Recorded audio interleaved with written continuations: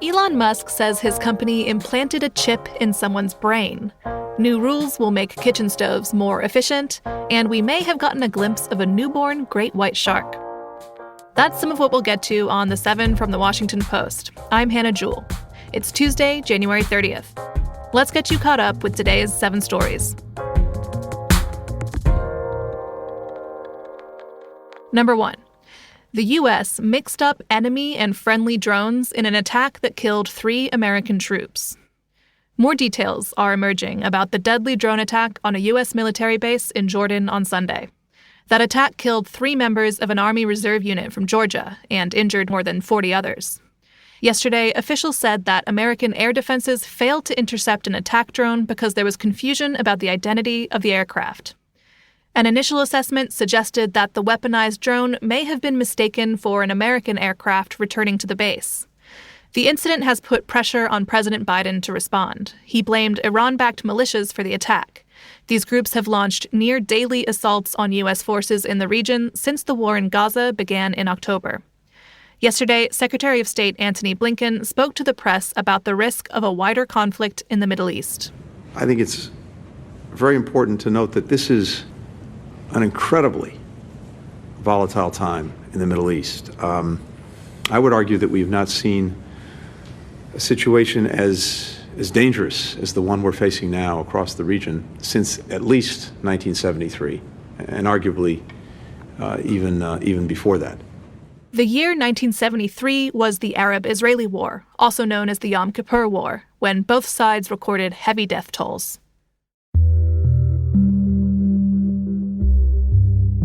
Number 2. An ex-IRS contractor who leaked Donald Trump's tax returns was sentenced yesterday. Charles Littlejohn leaked thousands of confidential tax records filed by the wealthiest Americans beginning in 2019. That included President Trump's tax information, which he leaked to the New York Times. The next year, he shared the financial data of thousands of wealthy people to ProPublica. The news organizations published reports showing how Trump and other rich Americans paid little or no federal taxes for years. Yesterday, Littlejohn received the maximum possible sentence of 5 years in prison. The judge said that the sentence reflected the fact that he had targeted a sitting president and thousands of others. In court, Littlejohn said he had wanted voters to see Trump's tax returns before the 2020 presidential election, and that he knew he would eventually be held accountable for leaking the data. Number 3. Texas Attorney General Ken Paxton requested the medical records of transgender youth from a clinic in Georgia. Texas banned gender-affirming care for minors in September last year. That ban doesn't bar families from seeking care elsewhere, and the telehealth clinic in question says it stopped providing services to minors in Texas after that state's ban took effect. But the Republican Attorney General requested the records of Texas trans youth late last year, dating back to January 2022, before the ban. The Georgia clinic told the Post that the request was an attempt at intimidation, and it said it would not turn over patient data. The request reveals that Paxton has been looking in multiple states for information about the health care of transgender youth in Texas.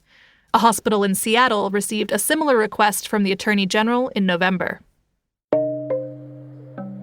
Elon Musk said his company Neuralink implanted a brain chip in a human. That's number 4.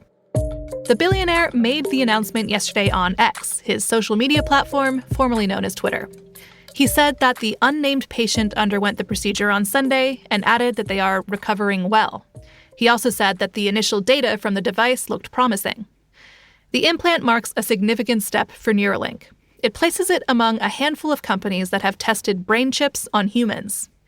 Neuralink says the chips could eventually be used to help people who have lost the ability to use their limbs.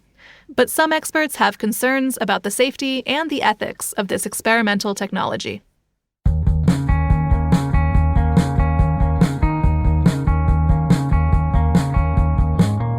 Number 5. New rules would make gas and electric stoves more efficient.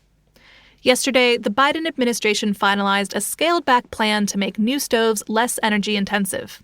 The rules are set to apply to stoves made in 2028 or later. And they could increase the price tags of a few new models by a few dollars. But in the long run, the improved efficiency should save people money on their gas and electricity bills. One thing the rules will not do, however, is ban gas burners. There was a heated debate last year after a Biden appointee suggested the burners could be banned because they posed a risk to human health. A ban is not in the works, but conservatives will probably still use the relatively modest new stove rules to attack President Biden as a climate radical.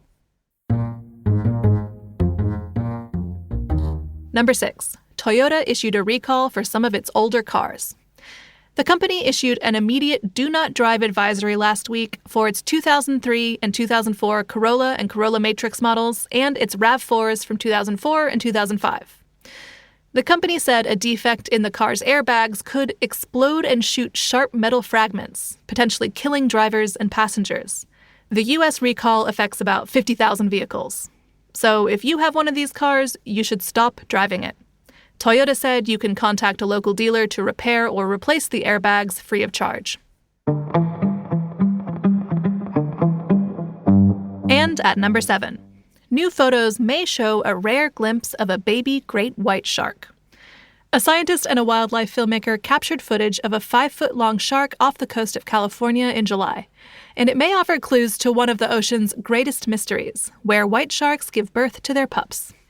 A new study argues that the shark appears to be shedding a whitish layer that could be embryonic fluid.